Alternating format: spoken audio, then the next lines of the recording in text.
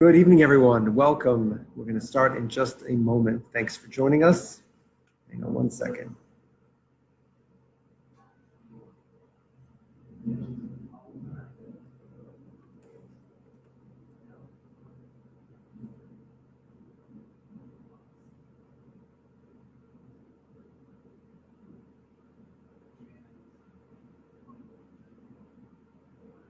Okay. Thank you, everyone, for joining. We are coming to you live from, what do we call the Bond Coffee Company? Bond Coffee Collective right here in West Orange Park. So welcome, and thank you to Bond for hosting us tonight. Our topic tonight is the second in our two-part series on Kashrut, and our focus is on the issue of kosher food. When is it not kosher? And so the first place to think about this topic is just to remind ourselves of the importance of food in general and the concept of food in the Jewish life. We live, on the one hand, as physical beings. On the other hand, we are spiritual, really, at our core.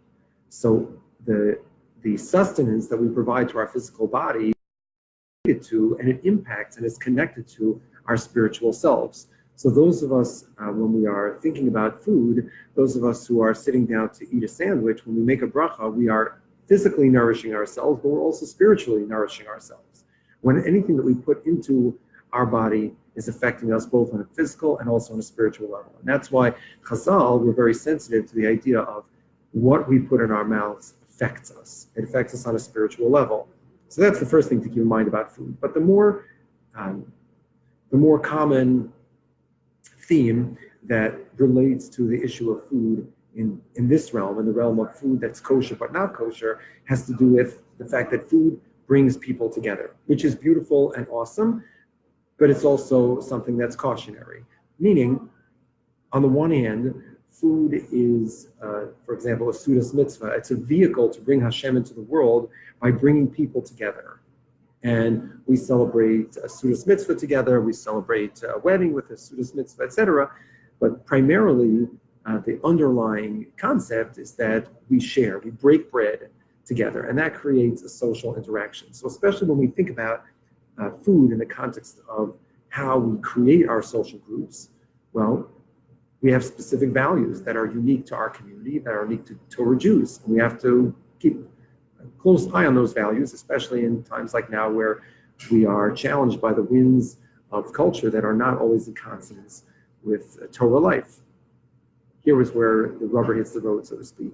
When we talk about interacting with people who are not Jewish, on the one hand, we have so much in common with the general world, and we have a responsibility of the chivshua, as Rabbi Joseph B. Soloveitchik writes, and Rabbi Aaron Soloveitchik, Sefer Tzadik L'Bracha, explains a similar theme, that on the one hand, we have a common mission with all of humanity. We have to cure cancer together, and we have to solve poverty together, and we have to end all of the social and natural ills that we struggle with in the world. But on the other hand, even though we are a tosha, we are also a ger.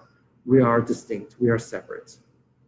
And so being socially distinct is part of our identity. Avraham Avinu says, Ger v'toshav anochi imachem. He says to the people of Ches, among whom he is living, he's saying, I'm a stranger, even though I live with you.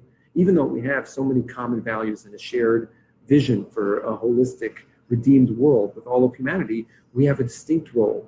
And that role cannot be compromised. And that identity, that singular Jewish narrative, cannot be compromised. And therefore, Chazal and the Gemara Maseches Avodah Zarah describe that they were very sensitive to the fact that food brings people together. And if we create an intimate type of food experience, a culinary experience with Jews and non-Jews together, we may endanger the unique values that set us apart, that are our ger identity. And for that reason, Chazal were careful to identify specific things that we have to stay away from so as not to create this unhealthy relationship with people of different faith communities through food. So that's the background when we think about Torah perspective on food. The fact that food is the fuel for our physical engine and for enabling us to serve Hashem, and therefore we're sensitive to make sure that the food is kosher. And number two, the context in which we are eating the food. So here is the riddle.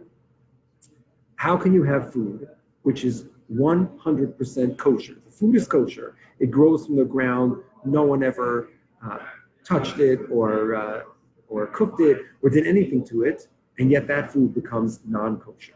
How is that possible? So the first scenario, imagine the following. You have a hamburger. A cooked hamburger was cooked in a kosher kitchen with kosher ingredients by a Jewish chef. You take that hamburger and you leave it open on a park bench. Well, the Shulchan Aruch and Yoredei and Siman Samach Gimel discusses that scenario.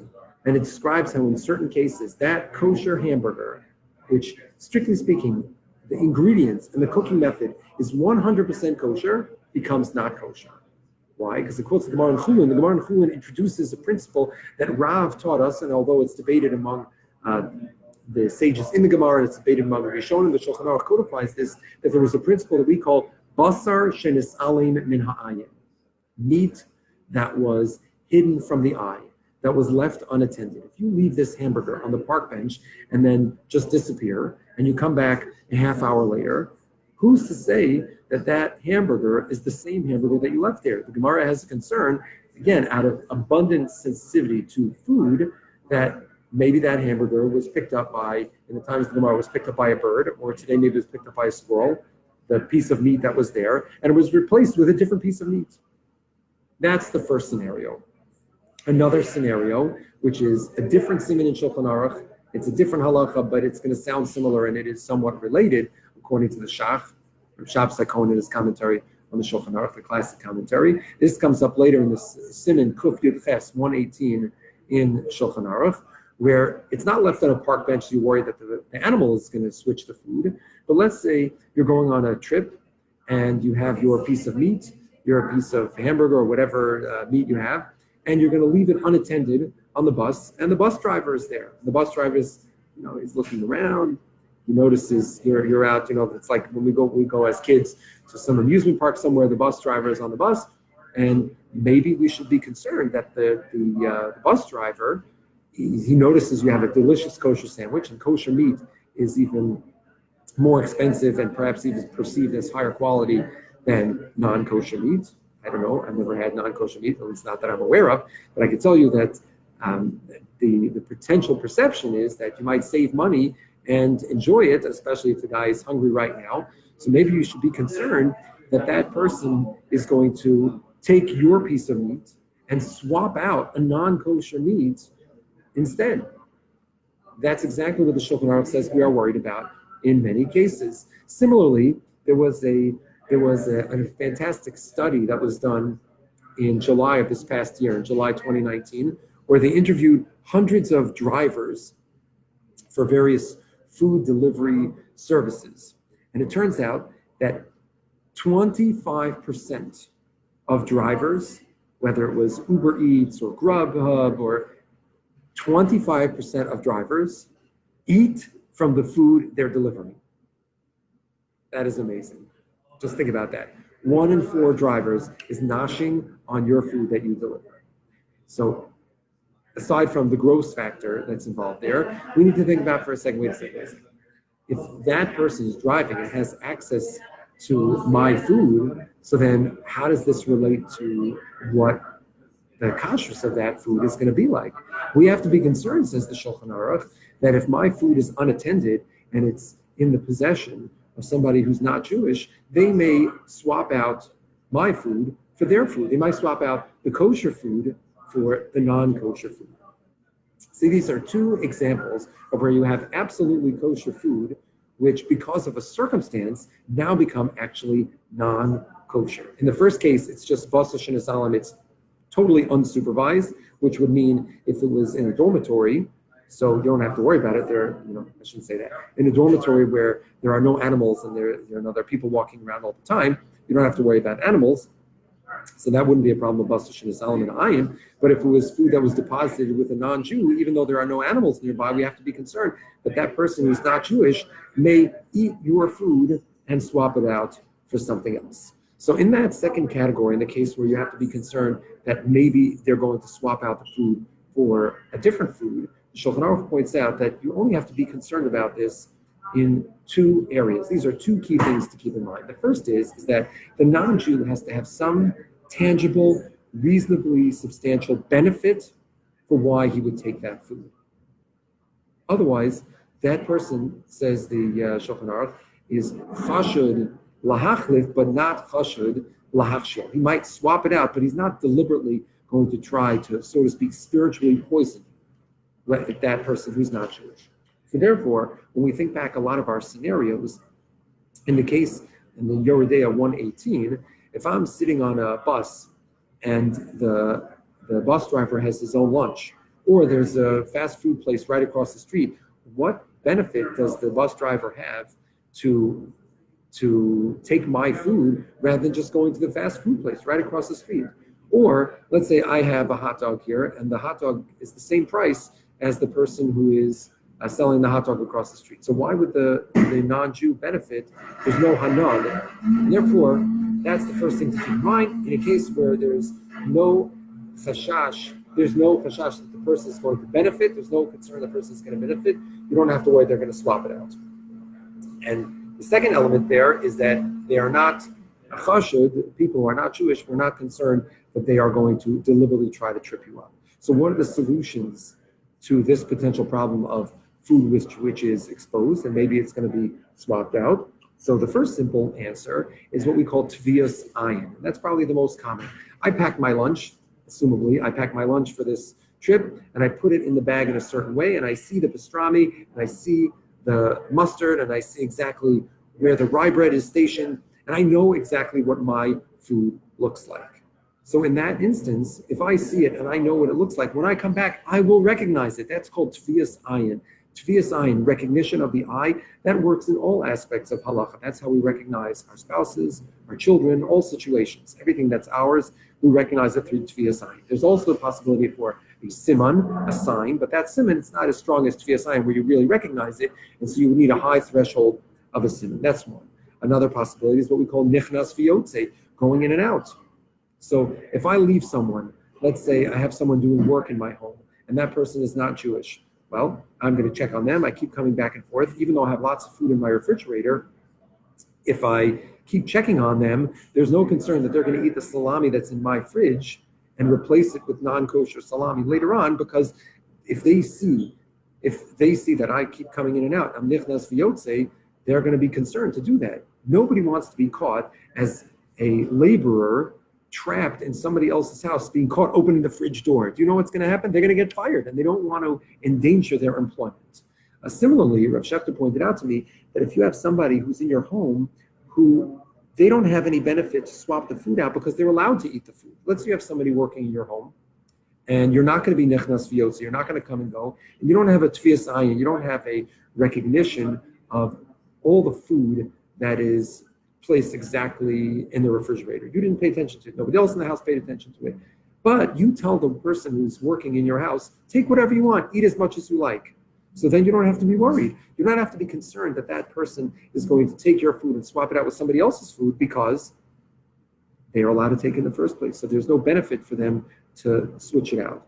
But the Shulchan Aruch spends most of its time dealing with the most concrete way of solving this problem, and that is with a seal, with simonim, with chosamos, with seals that are fixed onto the packaging. So when you get a delivery from a kosher restaurant or from a supermarket, you will usually find, for a reputable hashkacha, you will find that package is sealed.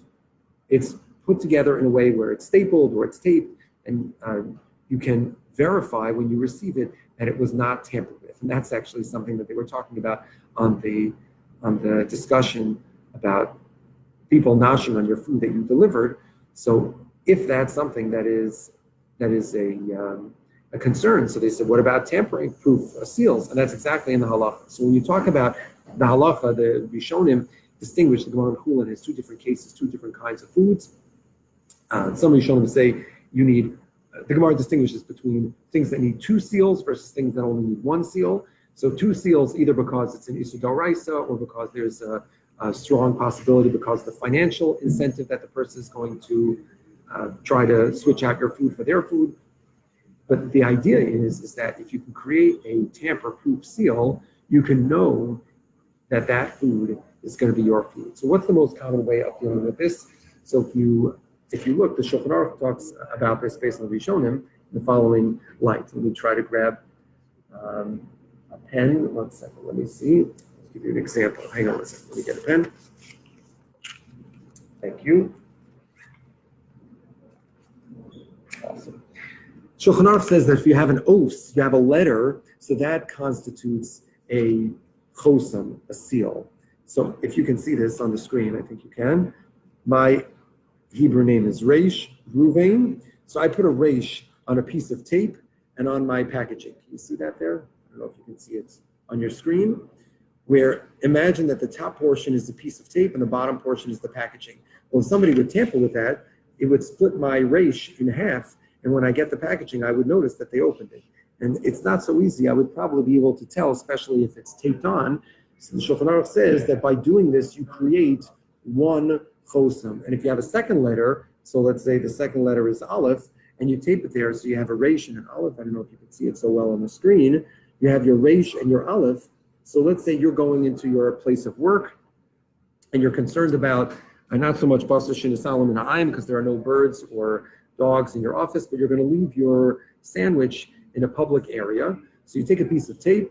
So if you have a tefiyas ayin, great. If you have that clear recognition, that's great. But if you don't have the clear recognition, that's okay. You can just take a piece of tape, fold it around the sandwich on the packaging, and put your name with a pen or a marker halfway on the tape, halfway on the side, and that is the simplest way. That's why if you notice in many restaurants, they have hashgacha tape. The hashgacha tape is tape which is supervised by the mashgiach, and they'll oftentimes, let's say when you go to the supermarket, you'll see that there is a stamp or a sign that is written on this tape that keeps the seal so that you know that it's a chosam, or what we call a chosam b'so chosam, a seal within another seal. It's a double seal. When you have 2 letters, that constitutes a double seal, and that's going to solve all of your issues. So let's say you want to send a package to somebody, you want to get something from a restaurant, so the mashgiach will probably say, first seal the package, let's say you'll staple it or you'll tape it, and then on top of the staple, you'll put your name, and that will be a chosam b'so chosam. And that's the most effective way, simplest and most effective way to seal anything, and by doing that, you have solved both the basar shenisalam and ayin problem, because it's supervised meat, and you don't have to worry that anybody swapped it out. So that's issue number 1. Right? There are 2 parts: the issue of the food left in the park, or the issue of the food left in the bus, or somebody who's working in your home. It's not practical to seal everything that's in your fridge, so you need to go back to either the fact that you're walking in and out, or that you have a tefiyas ayin, or if you have a camera supervising, that also will create that sense of awareness that the person won't want to switch out the food. But this is scenario number 1. How can food become non-kosher without affecting the ingredients? So that's the first way. The second way, and this is a huge topic, we're only going to give a survey. The point of tonight is just to make everybody aware and sensitive to these halachos, and for practical purposes, you need to see more in the Shulchan Aruch and the poskim, speak to your local Orthodox rabbi. The second issue is the halacha that we call bishalakum. Related issue is pasakum. The first is food cooked by a non-Jew. The second is bread baked by a non-Jew. This is an interesting area of halacha because the ingredients are all kosher.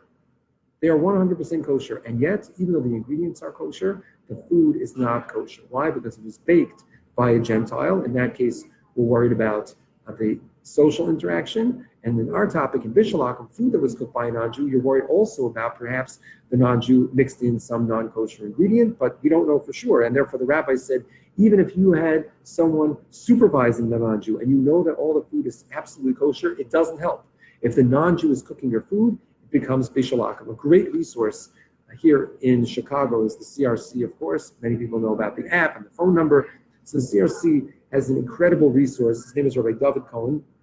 He writes up many of the Torah presentations for the CRC, and he has a published volume called Pas Yisrael and Bishul Yisrael, Contemporary Applications of the Halachos of Food Prepared by a Non-Jew Arranged According to the Shulchan Aruch. These are Yoredei Asim and Kuf Yud Beis, which is the laws of bread, and Kuf Yud Gimel, the laws of food, includes practical Piskei Halacha from the CRC Bezdin. So this consideration is very it's very prevalent when you talk about commercial settings. One of the most important things that hashgachas do and that we are aware of as consumers that the hashgacha is providing for us is to ensure the food which is cooked in the commissary or in the factory is not bishalakum. And so how they do that is going to be very significant. So I just want to mention two things in the context of how to create a situation of bishalakum, and then two things in how to solve bishalakum. How to create bishalakum? Well, the Gemara tells you in Avodah Zarah that you have to have two criteria. One is that it's eino nechal chai. The food item that you are transforming through cooking, if that is a food item that could be eaten raw, like carrots or celery, so then even if a non-Jew cooks it in a dish, it does not create a problem of bishalakum. Why? So there are different explanations. Probably the simplest one is that person, that non-Jew, hasn't invested anything because you could have eaten it anyway. It happens to be, it's true, tzimmes that's cooked may be more delicious than plain carrots, but that's the formulated takana. That's the rule, which is that if it's something that you could have eaten raw, it's not subject to bishalakum, cooking of a non-Jew. And the second is that it's got to be ola al shulchan malachim. If it is not worthy of putting on the king's table, if it's not a fine dining dish, it's not going to be a problem of bishalakum. So there was a discussion in the middle of the 20th century about sardines. What does it mean to be ola al shulchan malachim? So some posts can quote it. They quote, I think, in the name of the Chazon Ish. The Chazon Ish said, well, the king of England or the queen of England eats sardines for breakfast, and therefore that's ola al shulchan malachim. But most poskim do not accept that definition. They say ola al shulchan malachim means it is to be served at a state dinner, at a formal banquet. What the Darkei Tshuva quotes other Achronim, they say it's food for sarim, for kings and princes and officers. So it's got to be a formal state dinner food. So there are tons of permutations and discussions. Eino nechal chai, what does it mean that it's not eaten raw? What if it's transported from a place where it is eaten raw to a place where it's not? What about if it's eaten raw only bedochak, the Shulchan Aruch says? But that's the first thing that you should think about. Someone's cooking in your kitchen, so I got to figure out, what are they cooking? Is it something which can be eaten raw or not? The second thing that you think about is, are they cooking something which is kosher, like a piece of meat? A piece of meat is very valuable. So that would be ola al shulchan malachim.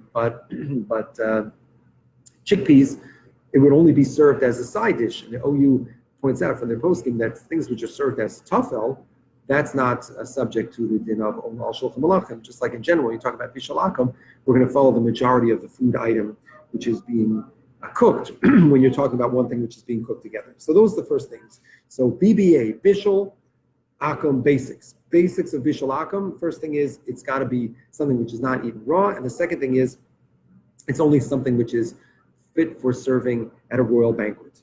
That's the first two things.